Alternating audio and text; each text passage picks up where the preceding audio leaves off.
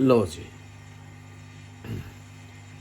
सबको जय मसीह की और बहुत बहुत प्यार यीशु की तरफ से। आज हम बातचीत करेंगे जो हमारे मसीह भाई बहन जो अफ़गानिस्तान में, इराक में जो कुछ हो रहा है वो बहुत गलत हो रहा है, मगर सारी जानकारी मैं अपने गुरुजी से आज जो ऑस्ट्रेलिया में हैं उनसे लेने जा रहा हूं और जो रियलिटी है आपको बताने जा रहा हूं। आपने बिल्कुल अपना तैश में नहीं आना, सोचना है, प्रार्थना में लगे रहना है। अगर ज़्यादा कोई जानकारी लेनी हो तो मुझे टेलीफोन कर लेना है। सब मसीहों के पास मेरा फ़ोन है। जय मसीह की खन्ना जी। और जय मसीह की। हाँ जी, खन्ना जी, जैसे आज आपको पता ही है कि हमारे मसीहों को सुना है, खबरें बड़ी बड़ी आ रही हैं कि वहाँ पे ऐसे मार रहे हैं, काट रहे हैं। अफ़गानिस्तान में हो गया, ये तालिबान ग्रुप हो गया, ये आ रहे हैं। Is it fact? Kuwait, Iraq में ये क्या बात सच है? कुछ खबरें ऐसी है जो बहुत पुरानी है, जबकि जब तालिबान ने 1999 के अंदर से 2004 तक था ना राज्य जी, उस वक्त तो काफी कुछ हुआ। 2000 यहाँ तक 2004 2004 तक तालिबानों ने हमारे मसीह बहनों को काफी पीड़ित किया और मारा। वहां पर पीड़ित किया। 5 साल उन्होंने राज किया था। हाँ जी, उन 5 सालों किया था। मुझे एक केस याद है, मेरे पास कोरियन टीम आई थी कश्मीर में। अच्छा जी, 22 लोग। उन्होंने कहा था हम अफगानिस्तान जा रहे हैं। उन्होंने अपने हाथ में अफगानिस्तान और कोरिया के फ्रेंडशिप बैच बनाए हुए थे सारे। ठीक है। तो मुझे पूरा याद है, उनमें से 2 आदमी थे उस कोरियन टीम के जो अफगानिस्तान गए, जिनका सिर काट दिया गया। ओ जी। हाँ, 2003 के अंदर का केस है ये। अच्छा, अपने मसीहों का। हाँ, जो कोरिया की टीम वहां पर गई थी फ्रेंडशिप के लिए। अच्छा अच्छा अच्छा अच्छा अच्छा अच्छा अच्छा। तो उस वक्त तो बहुत कुछ हुआ था। वो न्यूज जो थी वो आज भी कई बार हमारे सामने कहते कि ऑर्डर दे दिए कि इतने आदमी मार दिए जाएंगे, कल उनके लिए प्रार्थना करो। हाँ जी, तो ये सब पुरानी खबरों को रिपीट किया जा रहा है, फॉरवर्ड किया जा रहा है। तो हमको थोड़ा केयरफुल होना है। बिल्कुल, क्योंकि अभी जो प्रेजेंट हालात में है, प्रेजेंट हालात में कोई मारधाड़ के केसेस नहीं है। हाँ जी, लेकिन कुछ क्रिश्चियन जो है कॉम्प्लिमेंट करके पुरानी खबरों को फॉरवर्ड कर देते हैं जैसे वो आज हो रही है। गलत बात है ये। तो इसलिए थोड़ा सा केयरफुल हो के हर न्यूज को वॉच करो कि उसकी जेन्युइननेस कितनी है। जेन्युइननेस अगर वो जब जेन्युइन होगी तो तभी उसके ऊपर बात कर सकते हैं, नहीं तो हम अननेसेसरी करते हैं। बिल्कुल।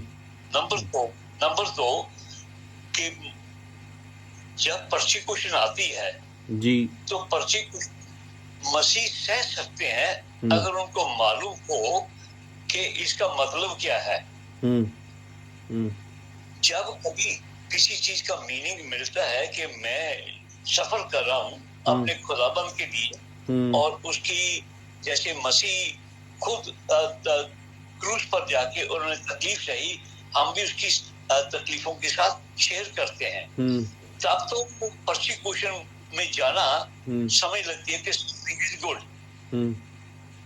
लेकिन जब हमको पता ही ना हो कि हम सफर क्यों कर रहे हैं अननेसेसरली जी, तो मुझे पता है कि मैं क्रिश्चियन तो हूँ, लेकिन मेरी जो है इतनी डीप नहीं कि मेरे मरने के बाद क्या होगा। हम नाम के मसीह हैं।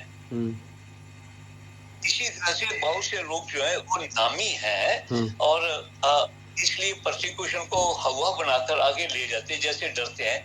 हमको तो मालूम है शरीर से निकलते ही प्रभु के सामने होंगे। हाँ जी, ये हमारा अकीदा है। हाँ जी। और हमको पता है कि जब हम मर जाते हैं तो हम पुराने नियम में से कहा गया हम सो गए जी। एक राजा दाऊद अपने बाप दादों के साथ सो गया। जी। विजय जी सुने, जैसे हम रात को सोते हैं एक्चुअली हम एक किस्म से डेड होते हैं, मरे होते हैं, लेकिन फिर भी हम जिंदा है। इसी तरह से जो मसीह में सो जाते हैं वो जिंदा रहते हैं। इन्हीं सभी को पैगाम यीशु मसीह ने जब मुर्दों से जी उठे तो पाताल लोक में इन सबको पैगाम दिया।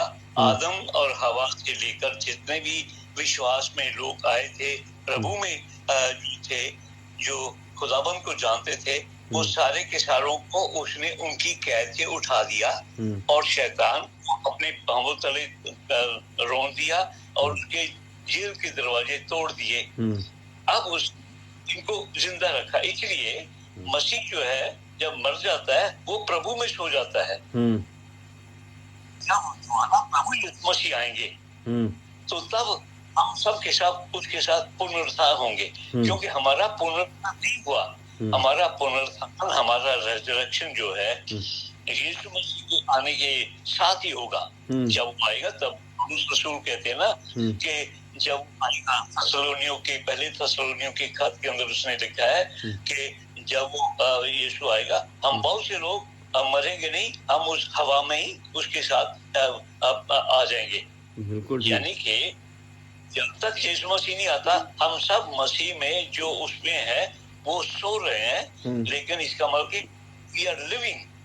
इसलिए मूसा को प्रभु ने जब आवाज दी थी निर्गमन की किताब के उसके 30 चैप्टर में, उसने कहा पूछा कि तू कौन है। जब झाड़ी जलती झाड़ी में से प्रभु से पूछा गया, उसने कहा मैं इब्राहिम का, याकूब का, इजहाक का पिता हूँ। I am the God of living and dead.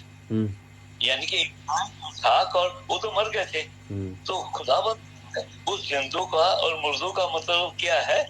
जो मसीह में या प्रभु में या विश्वास में मर गए वो मरे नहीं, वो सो जिंदा है। जैसे हम रात को सो जाते हैं, मरते नहीं, जिंदा रहते हैं। बिल्कुल करेक्ट। ऐसे स्वामियों के लिए पौलुस रसूल ने बड़े तरीके से पहला कुरिन्थियों 15 बाब में इसको बहुत अच्छी तरह से लिखा है।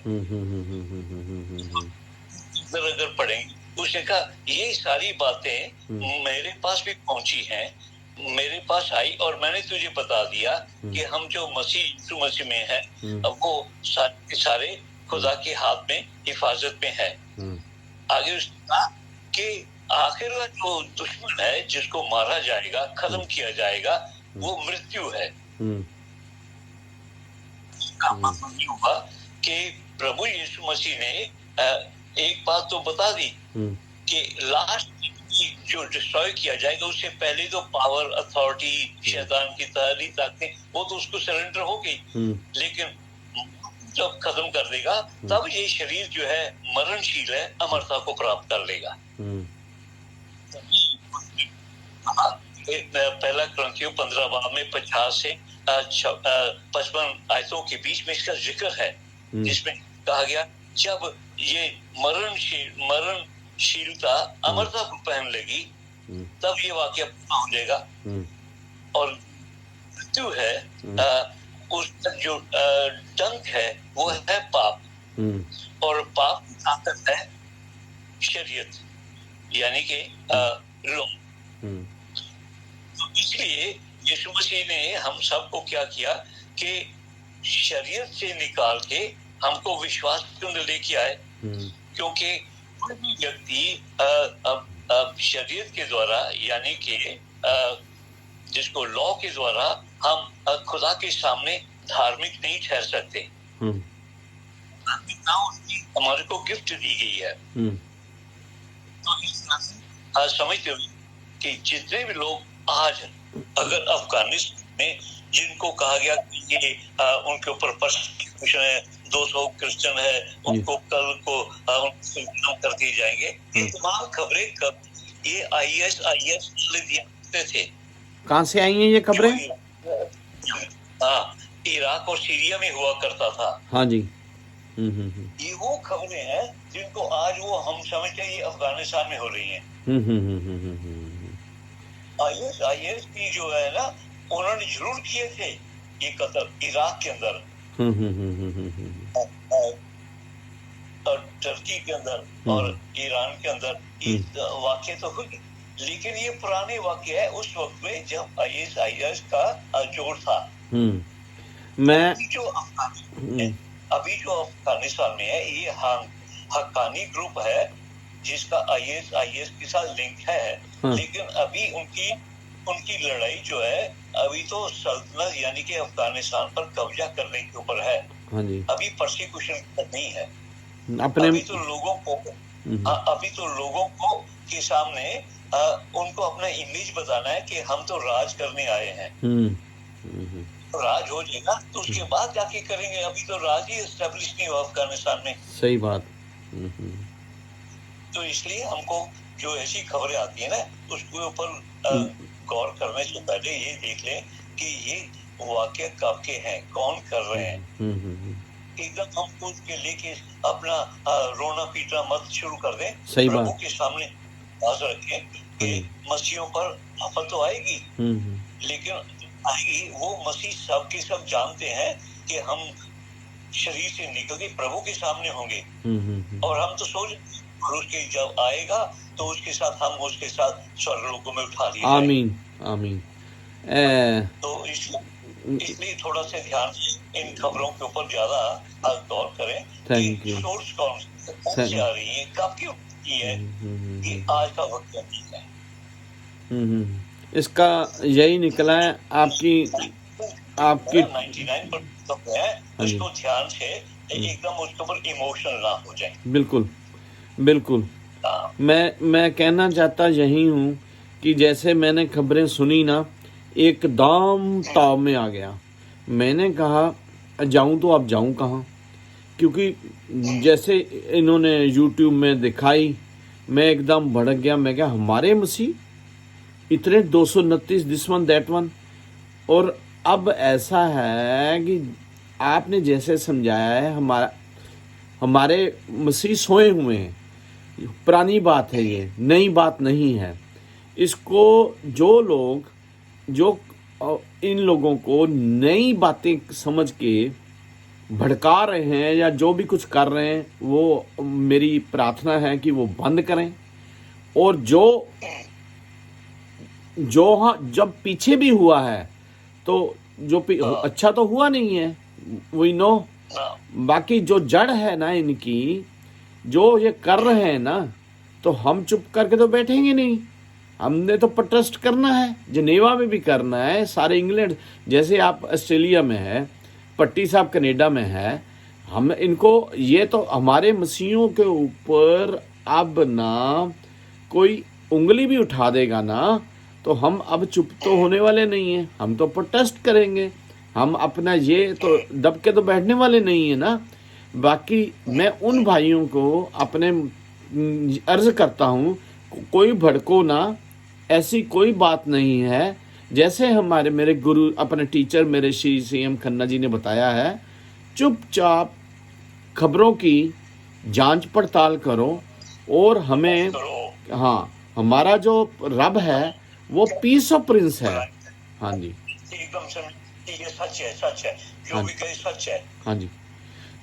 मैं हाँ जी कि जब आखिरी दिन आएंगे बहुत कहेंगे ये मसीह आ गया, मसीह यहाँ पर आ गया। कहता उन बातों को बहुत विश्वास करना, क्योंकि ये मैं तुम्हारे को साइन बताता हूँ कि जब तक ये नहीं होंगे तब तक क़यामत नहीं आएगी।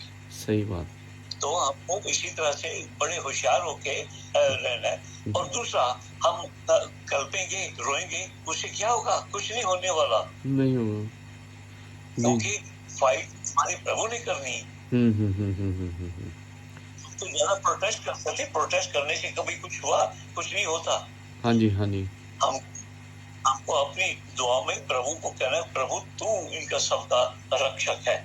सही बात।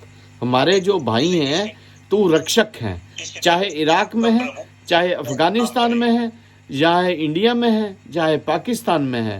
प्रभु तू हमारा रक्षक है। प्रोटेस्ट हाँ एक बचाने के लिए वो एक जो रियलिटी में वो तो होगा, क्योंकि गवर्नमेंट हमारी जो हम बैठी हैं, हम मसीह कंट्री में बैठे हैं, चुप तो होने वाले नहीं हैं, मगर हाँ हमें ये पता होना चाहिए कि हम सोएंगे और प्रभु के द्वार में प्रवेश करेंगे, क्योंकि जीसस के साथ जाएंगे। और हाँ और हमारा ये है कि हमारी जितनी गवर्नमेंट्स हैं बिल्कुल जागी हुई हैं। मसीह कंट्रियों की जितनी सरकारें हैं उनको सब कुछ पता है कि ये क्या कर रहे हैं और क्या होगा, आगे होगा। जैसे यीशु को पता है ना, ये कोरोना खन्ना जी, ये कोरोना हमारे साइंस की तरफ से तो आया नहीं है, वैज्ञानिक, ये तो रब की तरफ से आया है ना। ये निशानी है कि ये जो हमारे आदमी को करेंगे तो गॉड इज वाचिंग। हमें तैश में नहीं आना कोई खबरें देख के। जैसे आज मैं आ गया था खन्ना जी, आज आ गया, मैंने फोन कर दिया आपको ऑस्ट्रेलिया में, उधर कनाडा में फोन आ गया, ओ सारी पहले डीपली पता करो। मगर आपने जैसे हमें समझाया है बिल्कुल ठीक कहा है। पुरानी चीज़ों को इन्होंने नया चीज़ करके दिखा रहे हैं, लोग भड़क जाएंगे, सरकारें भड़क जाएंगी। तो इसलिए मैं बेनती करता हूँ कि कोई ऐसा काम ना करो जो प्रभु की आंख में ठीक ना लगे। खन्ना जी मेरा तो दिल हो गया, बड़ा चैन आ गया। बाकी ये है कि कहीं कहीं एक भी आदमी मसीह को कुछ होता है ना, तो यकीन करो, चाहे ये नहीं कि मसीह हो, चाहे मुसलमान हो, चाहे सिख हो, चाहे हिंदू हो, कोई भी हो, क्योंकि हमारा तो कमांडमेंट यही है सेकंड, कि love your neighbour as per self. हम तो प्यार करें, क्योंकि यीशु ने कहा एक दूसरे से प्यार कर लो, इतना ही काफ़ी है तुम्हारे लिए। हमारे लिए कोई आज्ञा तो दी नहीं है उसने, एक ही आज्ञा दी है, प्यार। प्यार जो सिन को भी काज लेता है, माफ़ कर देता है। तो अब बातें हैं खन्ना जी बहुत समझने वाली हैं आपसे, और मुझे दिल खुश हो गया कि हमें कोई भड़कने की ज़रूरत नहीं है, कुछ हमें करने की ज़रूरत नहीं है। कर सके तो दुआ करनी है, प्लस जो हमें जेन्युइन खबरें हैं वो उसका निचोड़ निकालना है। ये सब मसीहों को और सभी आदमियों को, सभी भाइयों को, बहनों को मेरी यही है प्रार्थना कि कोई ऐसा काम नहीं करना जो प्रभु की आंख में अच्छा ना लगे। खन्ना जी थोड़ा सा और भी बताएं, थोड़ा सा। पौलुस रसूल ने रोमियो 8:28 में सही कहा कि ये तमाम चीजें विश्वासियों के लिए बेहतर का कारण है जो उससे प्रेम करते हैं और उसमें बने रहते हैं। आमीन, ठीक है ना? जी जी।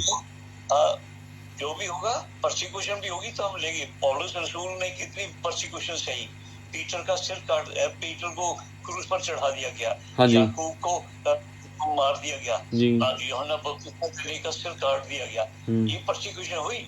लेकिन ये मरे नहीं, जी जी, ये स्लेप्ट, हाँ जी, और ये जिंदा है, हाँ जी, और प्रभु के सब मिलके एक हो जाएंगे जी। वो तो देखो, जिन चीज़ों को हमने देखा भी नहीं, जिन्होंने देखा हम विश्वास करते हैं। मैंने तो आपके तरफ देखा है ना, क्योंकि मैं क्यों करता हूँ, जैसे आपको इन्होंने निचोड़ा, ठीक है, मुझे वो दिन भूले थोड़ा है, क्योंकि आपने इतनी ताड़ना सहने के बाद भी मेरा जो टीचर है वो मुझे टीचिंग दे रहा है, तो मैंने तो अपनी आंखों से आपका निचोड़ना देखा है ना। जो प्रोसिक्यूशन आपके साथ हुए हैं, झूठे चार्जेस लगे हैं आपको, आपने किस अदा से सहन कर लिए। I am appreciate to you. बाकी मैं खुदावंद का शुक्र करता हूँ कि आपके अंदर एक, मैं रियली कहता हूँ कि एक आप साधु की तरह चल पड़े आप, और आपने कहा विजय ये होने दे, जो हो रहा है होने दे। और आपने जो टक्कर ली है वो कोई आसान टक्कर तो थी नहीं, हमारे जैसे तो झेल ही ना पाते, मगर आपने जो झेली है और झेल रहे हैं, मैं उसको सलूट करता हूँ और प्रभु का धन्यवाद करता हूँ कि प्रभु कि मेरे टीचर को इतनी बुद्धि दी है कि वो अपना कहना तरीके से आराम को इस चीज़ों को सॉल्व कर सके। और मैं खन्ना जी फिर आपने आपका निचोड़ना हमारे लिए इतना लाभदायक हुआ कि हम भी बलवान हो गए। हम इतने बलवान हो गए कि कल को हमारे पे कोई ऐसी आती है विपदा तो हम तो निचड़ने के लिए तैयार हैं, क्योंकि मगर हमें पता है उसका फल truth set can be free, no anything else. So हमें बड़ा शुक्र है, शुक्रगुजारी होती है कि आप जब हमें दिलासा दे दे के एक हमारे पाँव रॉक के अंदर खड़ी कर देते हैं कि ले भाई विजय, तूने बिल्कुल चिंता नहीं करनी, क्योंकि मेरे साथ हुआ है, ये सभी के साथ हो सकता है। तू अपना तेरा निशाना आगे होना चाहिए, ना इधर ना उधर। तो मुझे खन्ना जी आपकी जब मैं एग्जांपल लेता हूँ अपने मसीह भाइयों बहनों को, वो भी इस बात को एग्री करते हैं कि जो आपने झेला है, आपने सब कुछ देखा है, हमने जो सुना है और आपकी हकीकत में जो देखा है वो ऐसे ही लगता है कि जैसे पीटर याकूब आपके ऊपर भी ताड़ना ऐसी पड़ी थी, मगर प्रभु हमारे यीशु ने ये कहा था कि मैं दुख तो दे सकता हूँ मगर इतना नहीं दुख दे सकता कि तुम्हारे झेलने के पार हो जाए। तो थैंक यू जीसस। यूहन्ना की इंजील के उसके पहले चैप्टर की 14 आयत में कहा कि शब्द देहधारी हुआ और हमारे बीच में ठहरा और हमने उसकी महिमा देखी जो पूर्ण अनुग्रह से full of grace and truth, यानी कि अनुग्रह और सच्चाई से भरपूर था। यीशु को तो सच्चाई और अनुग्रह था, जब उसको निचोड़ा गया तो उस सच्चाई और अनुग्रह से क्या निकला? ऐ पिता, इनको माफ करना, ये जानते नहीं ये क्या करते हैं। जी। मसीह हमारे अंदर आ जाता है तो हमारे अंदर भी वही चीज निकलती है। समझे, अगर संतों को निचोड़ेंगे तो क्या निकलेगा? सच, जूस निकलेगा ना। संतों का जूस निकलेगा। इसी तरह से जब मसीह को निचोड़ेंगे तो क्या निकलेगा? सच, वो जो मसीह के अंदर है वही हमारे अंदर निकलेगा। Thank you. पिता, इनको माफ करना, ये क्या कर। यस। इसलिए मैं ऐसा हूँ इसलिए क्योंकि मसीह मेरे अंदर है। तो मुझे इसमें चिंता नहीं, परसिक्यूशन भी पार्ट ऑफ हमारी लाइफ है। उसमें क्या है, निचोड़ेगा। स्टीफन को जब निचोड़ा गया था तब भी उसने कहा पिता, इनको माफ करना, ये जानते नहीं ये क्या करते हैं, जब उसको पत्थरों से मारा गया। हाँ जी, हाँ जी, हाँ पीटर।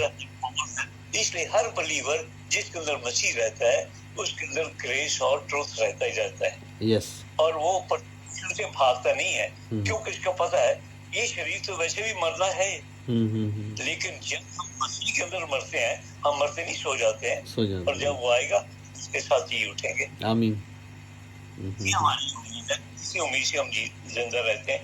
लेकिन खबरों को सुन के इधर उधर अफवाहें करा, सिर पटकना, इसका मतलब कि हमारे को अपना विश्वास कुछ पता ही नहीं है, हम क्यों पटक रहे हैं सिर। सही बात, सही बात। इसलिए हम शांत होकर समझना है कि जो कुछ हो रहा है वो प्रभु की मर्जी के बिना कुछ नहीं हो रहा।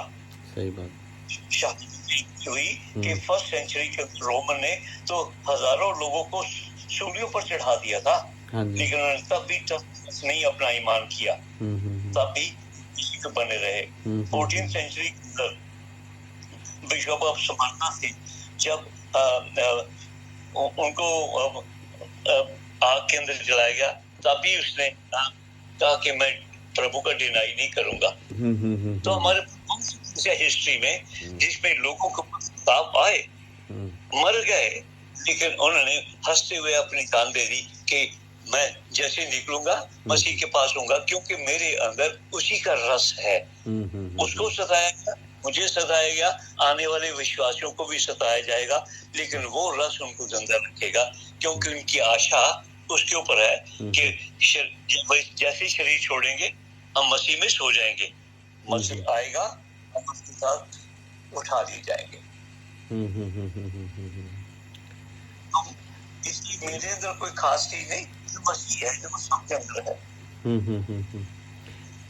कन्ना जी, मेरा दिल बड़ा खुश हुआ है कि आपने जिस तरीके से अंदाज से हमें समझाया और पूरा ठेठ हमारे आ गया है।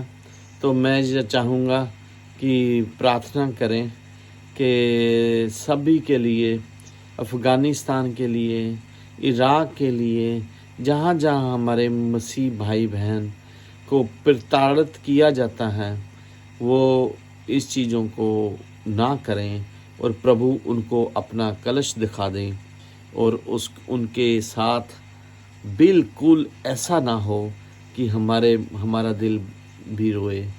तो आप प्रार्थना कीजिए प्लीज़।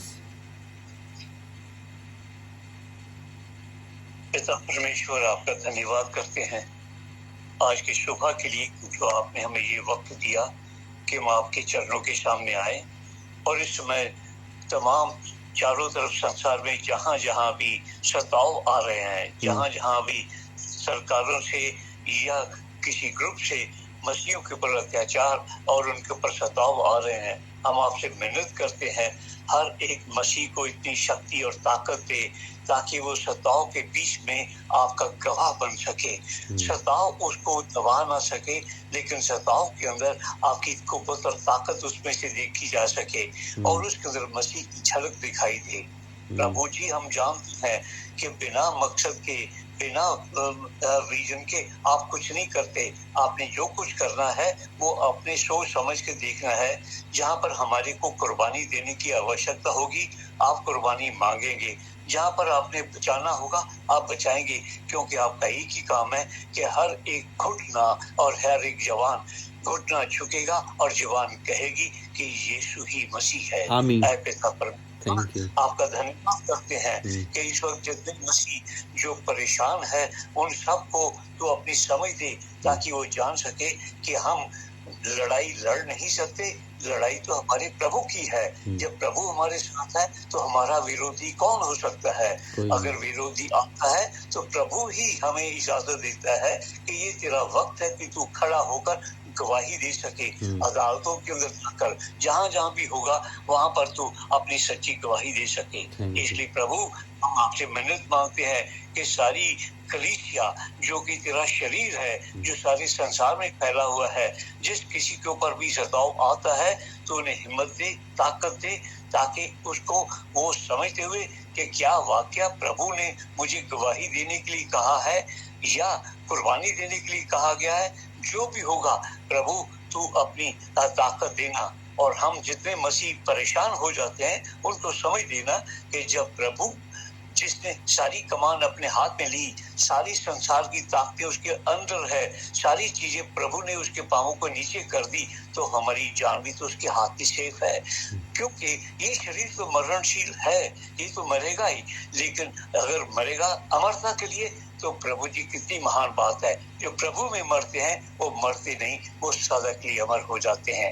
इसलिए प्रभु, उन सरकारों को और उन ग्रुप को जो तशद्दुद करते हैं, जो अत्याचार करते हैं, तो प्रभु उन्हें अपनी ताकत से उनको समझा, ताकि वो अपनी बातों से जिससे वो सताव लाते हैं उससे बाज आ सके, ताकि तेरी कलीसिया सबके लिए ये प्रार्थना कर सके, कह सके कि हमारा प्रभु इस संसार में है और हम उसी के लिए जीते हैं, उसी के लिए मरते हैं। प्रभु जी, इस वक्त जितने भी सताव इंडिया में हो रहे हैं, हम जानते हैं बहुत से चर्चेज के ऊपर सताव हुए, चर्चेज गिरा दिए गए, बिल्डिंगें गिरा दी गई, बहुत सी कुछ होते हैं। इस तमाम चीजें प्रभु जी हमारा विश्वास परखने के लिए आ रही हैं। क्या हम उसको सह कर तेरी मर्जी में चलते हैं या नहीं चलते हैं? कभी कभी हम घबरा कर इधर उधर चले जाते हैं। हमको शक्ति दे कि हम तेरे अंदर एक विश्वास के साथ बने रहें। तूने हमारी इस दुआ को सुना और अपने बंदों को, अपने तमाम विश्वासियों को हिम्मत और ताकत दी। अब उनको समझ दे ताकि वो ऐसे हालात में, जबकि खबरें अफगानिस्तान से आती हैं जो कि सच्ची नहीं होती, हमें समझ दे कि हम उनको परख सके, ताकि परख करके हम आपका धन्यवाद करें कि अफगानिस्तान भी आपका ही है। इस जैसे आप सीरिया में, ईरान में, इराक में, टर्की में, दूसरी कंट्रियों में अपना बिगुल बजाया, अपना हाथ दिया, बहुत से मसीह कुर्बान भी हुए और बहुत से मसीहों ने तेरे नाम को ऊंचा भी किया। इसी तरह से प्रभु जी हम दुनिया के हर हिस्से में जहाँ जहाँ भी सताव मसीहों पर आ रहा है वो तेरे सामने खड़े होकर गवाही दे सके, क्योंकि बहुत से कंट्री है जहाँ पर अभी तक तेरा नाम तक नहीं पहुंचा, जिसके लिए हमको जाना है।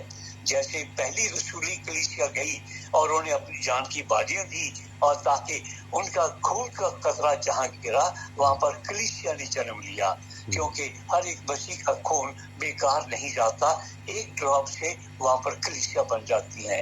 बस हमारी इस दुआ को सुन, कबूल कर, मांगते मसीह यीशु के नाम से, आमीन आमीन आमीन। थैंक यू पाल साहब, थैंक यू मेरे खन्ना जी। मुझे मेरा दिल खुश हो गया, निहाल हुआ।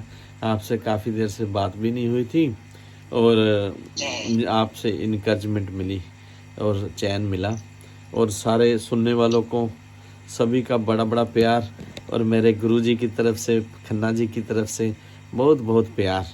और ऐसे ही हमारा प्यार जैसे यीशु का हमें दिया है तोहफे में, वो हमारा बढ़ता जाए और हम कम होते जाएं। मांगता हूँ प्यार बेटे यीशु के नाम से, मेरे पिता पुत्र पवित्र आत्मा का अनुग्रह सबके ऊपर होता रहे और हम पे भी। आमीन आमीन आमीन। आमीन।